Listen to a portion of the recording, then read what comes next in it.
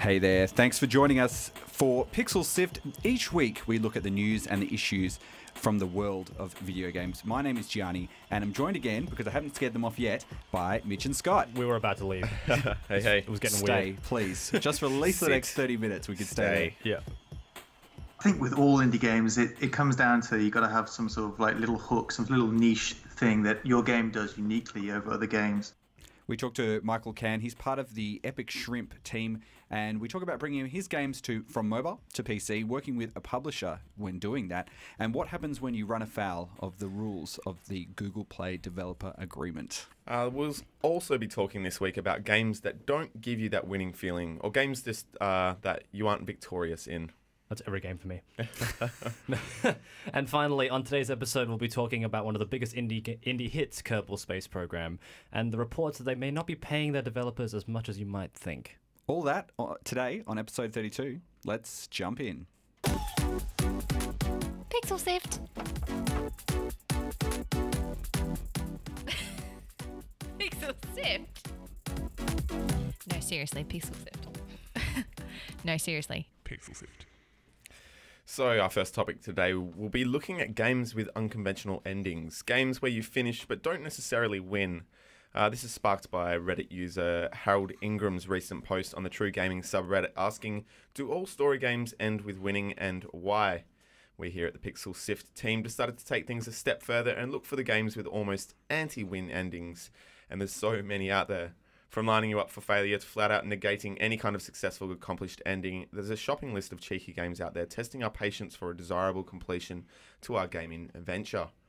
We've talked about this before, where there's lots of games where you have a player-derived narrative, and obviously there's some of the games that we are probably not talking about in this situation, so we're not talking about every time you play through a random map of Age of Empires, for example, or playing in an arcade as well.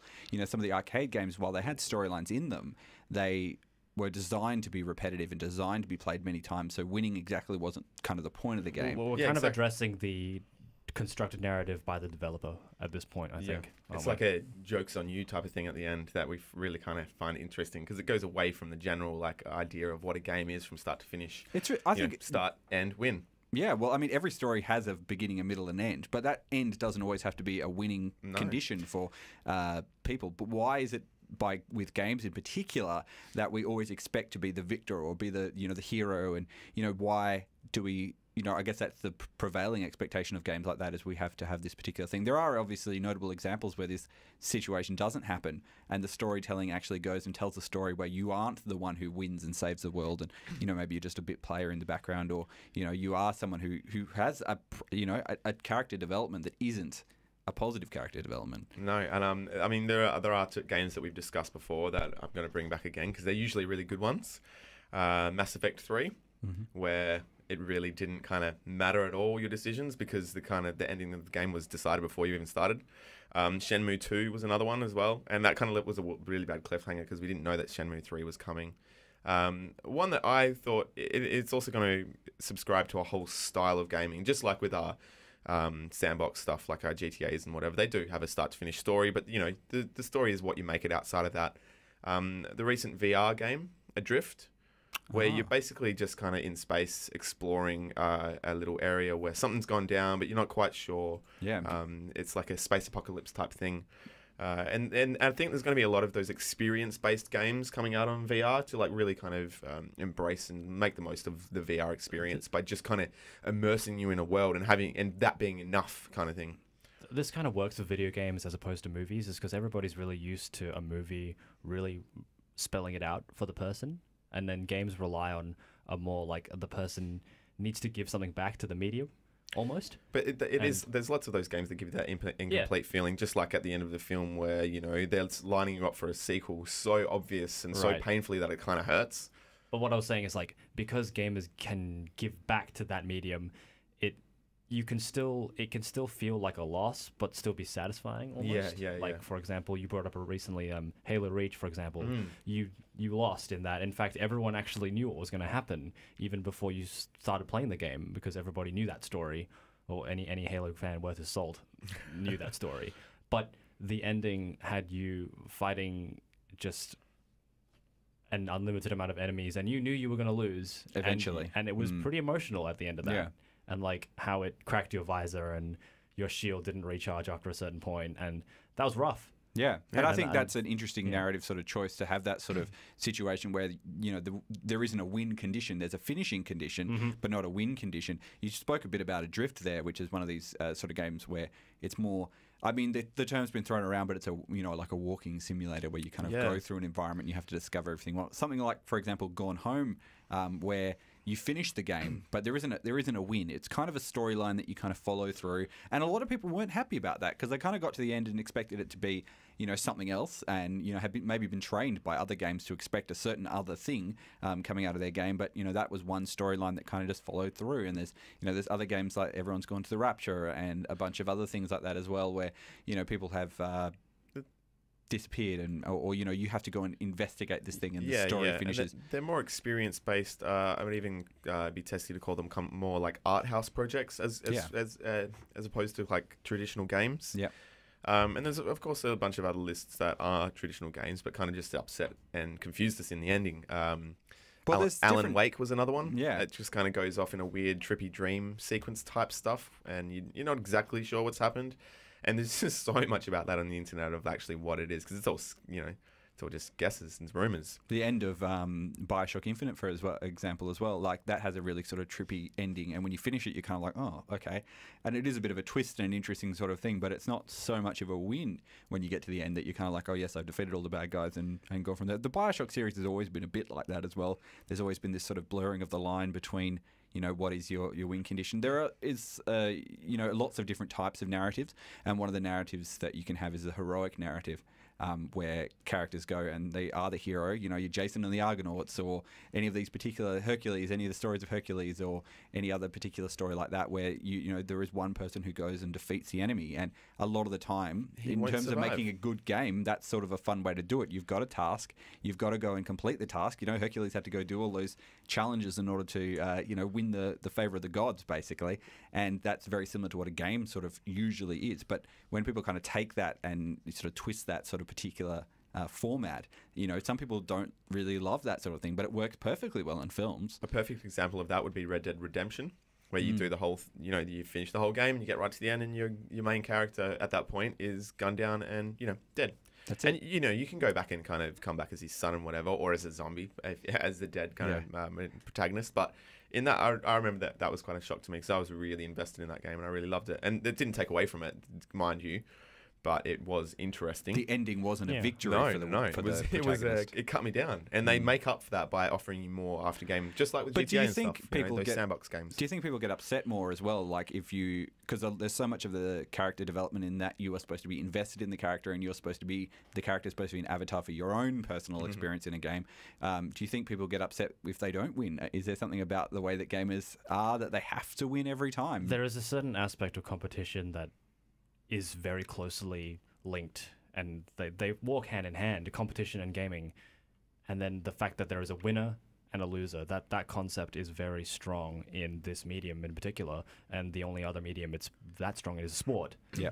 And so I guess in that sense, you would think that people would get angry and even mad, sport but sport has that heroic narrative. Our struggling team fought against all odds and we won. Nobody likes a draw. But it seems that these games get, I don't want to use the term get a free pass, because I don't feel like they're getting like, I guess a free ride. But gamers tend to look at the experience and not just the ending. That's what I think I'm saying. for a lot of people, it's an escapist sort of fantasy to play a game, and maybe you don't want to play a fantasy where it's pretty much the same as what your current life is. Where or your bubble gets burst at the end. Yeah, exactly. Yeah. Very fascinating. I think the narrative discussion about any of these type of games and the way that we kind of go through things is always something we can always talk more about in other episodes. But right now, let's jump into our next topic. Pixel Civ! It's not Pixel Civ. Pixel Sift. Pixel Sift! This week I spoke to Mike Cann. He's a developer based in Perth, and we spoke all about bringing his mobile game over to PC and working with a publisher to release that game, and what happens when you break one of the rules of the Google developer contract. I asked him about his game Mr. Nibbles Forever, which has just been released on Steam, and how it's designed to stand out from the pack.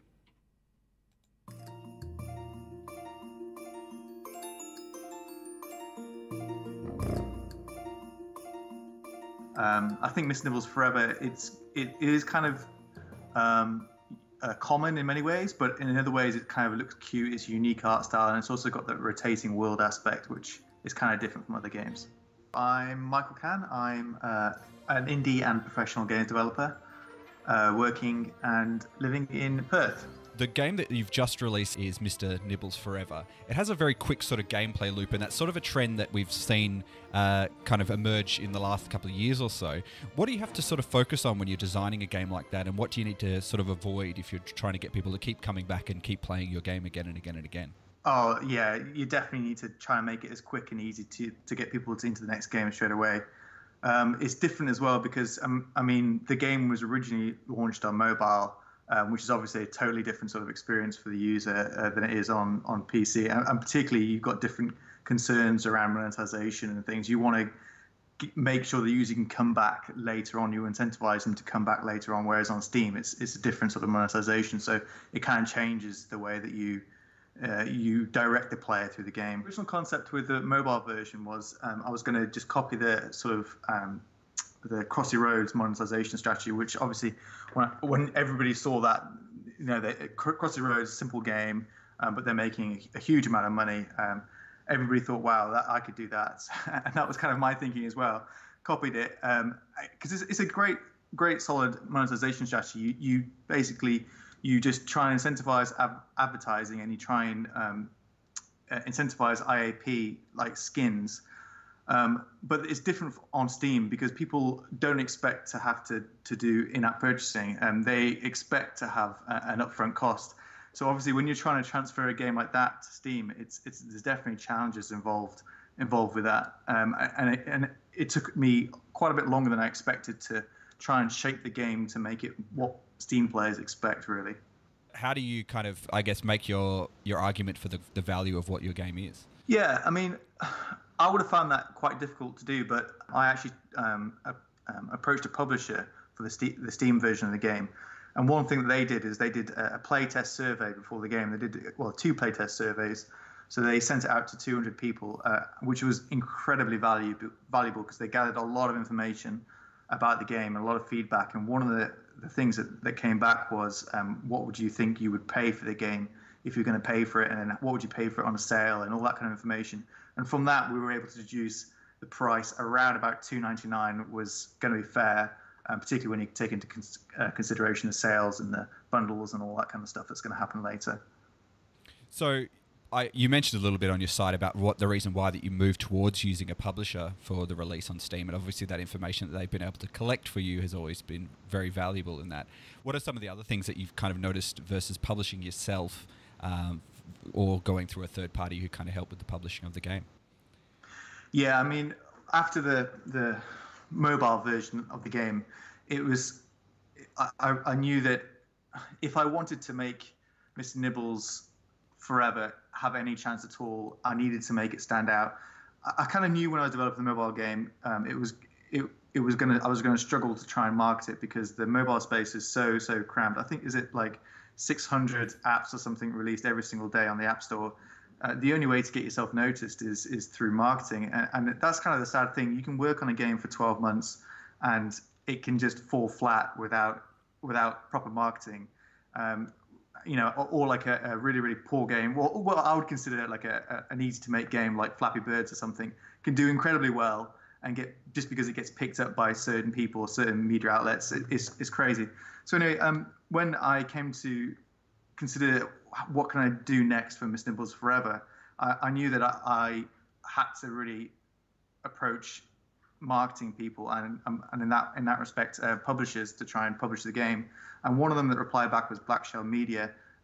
They only did PC marketing, so they only PC publishing. So they got back to me, and I got in touch with them, and yeah, we took it from there really. Earlier this year, you had a bit of a. I guess you released another app, as a lot of developers do. They don't not usually completely game developers, but you create another app and you ran afoul of the Google Play rules and for your developer account, and you had your account suspended. How did that feel when you released this app and you kind of had all of your work pulled out from underneath you? Yeah, obviously pretty devastating. It's yeah. Should I explain? Sorry. Should I explain a little bit what happened? So basically, I launched an app called Credit Redeemer, which was only on Android. The idea with Credit Redeemer was it allowed you to convert unused Google Play credit into PayPal payments. So Telstra has got the Encore plan, which means that at the end of every month, they convert unused credit into Google Play credit. And a colleague and a friend of mine suggested that why don't you make an app that lets you take that Google Play credit, use in-app purchases, and then you supply a PayPal email address, and then I pay you some money. So basically, a way of converting that unused Google Play credit that you wouldn't normally be able to get access to. So I was like, great, yeah, I'll do it. So I knocked it out in like a week or so. While I was doing it, I realized that there were a couple of other guys that were already doing this. I launched it, and 3 days later, I got an email from Google saying that I was banned. My entire Google Play account, including my Miss Nibbles Forever, Miss Nibbles, my other game, and Ectoplasm, another game, had been taken down, and that was it. They gave me one email, one link that I could use to try and get it back again. So I sent them an email, obviously saying, "Whoa, what's going on?" And I got a kind of robotic reply back saying, "Well, it's multiple violations of your developer account." And then I saw a reply back saying, "Multiple violations? I'm not really sure what that's all about, because I don't think I've violated it before." And I went back to my emails. It appears that I did have one warning about an Opus SSL issue 2 years ago because of the Air SDK, the Flash SDK I was using. I foolishly ignored it, which I probably shouldn't have, but that counted as a strike against my account. So when I launched Credit Redeemer, that must have triggered another strike. Not that Google told me that it triggered another strike. They provided no other information. They just banned the account. And following emails to Google responded no other information. Basically, Google now will not respond. They won't give me any recourse. So it basically means I can never develop for Android ever again. I mean, you've mentioned as well that you're not going to basically be making anything mobile-based in the future, and you're going to move into doing more stuff for PC and other platforms. But is it upsetting that sort of door is now closed to you? Yeah, it's kind of a mixed bag. It obviously is pretty devastating. The point that I made on my blog post was that, it basically, to me, shuts down mobile development, because why would I spend 6-12 months making another mobile game when, even if it did well on iOS, I could never port it to Android because Google wouldn't allow me to port it to Android. So what's the point in me even trying to make it for iOS? So in effect, it shut down the entire mobile channel for me. But at the same time, constraints can sometimes breed creativity, and making games for mobile is sometimes painful. So I'm kind of, in some respects, looking forward to exploring other sort of gaming channels, PC, console, etc. In some respects, like Apple's, I always hated Apple's system where they takes 8 days or 2 weeks or plus to check your game or your app before you can even launch, which is kind of annoying. But that would have caught this issue, because they would have checked it up front and said, "Oh no, this is against the terms and conditions," or "This is against money laundering rules," or whatnot. And they wouldn't even allow me to put it up there. They wouldn't have just allowed me to put it up and then banned my entire account, including apps that have got nothing to do with it as a result. So yeah, it is kind of a warning tale for anybody else who's thinking of doing anything that might potentially be a little bit risky. Don't do it like this. Mike Cann there from Epic Shrimp telling us his cautionary tale. Dude, that's rough. So he's just Google Play Store is just dead to him now. And there's Basically. once you've created it, there's a big rule saying do not try to create another account under a different name or a different email address or anything like that. Yeah, you're out of the club. That's it. So very interesting chat with him. You can head to epicshrimp.com to find out more about Mr. Nibbles Forever, the original game, which is called Mr. Nibbles, and Ectoplasm as well, which is another one. Or you can head over to Steam and pick that up. Do check it out. Well, It's a wicked looking little game. there we go.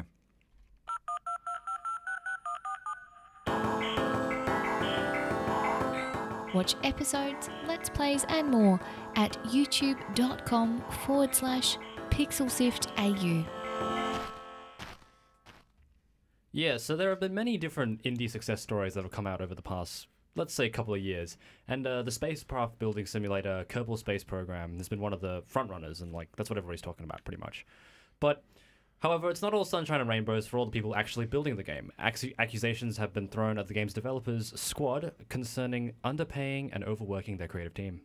The thing about Kerbal Space Program is that people at NASA have actually come out and said this is actually a really good teaching resource that we have for people who are interested in learning about the space program in a simulator sort of way and get people interested in that particular thing. It sort of started, according to one of the basically, I think one of the people on Reddit who kind of brought this sort of story forward to us, basically said that the game itself sort of started as sort of a vanity project to keep one of the more talented developers from leaving the company, and became a bit of an overnight success, and kind of went from there. And there's been some concerns about the sort of prices that, or sort of the wages that people have been paid. Because they are based in Mexico City. Yeah, I mean, the whole thing just reeks of sketchiness. Yeah. Like you said, basically KSP was the dream child of one of the squad's employees. But the company is not an actual game developer. Like, they're not a development studio. They started life as a guerrilla marketing company. So I don't know exactly what it was they were doing outside of KSP, but obviously it blew up way more than they were expecting it to. And the two owners kind of have jumped on that and are milking it for all it's worth to kind of work towards their own creative endeavors.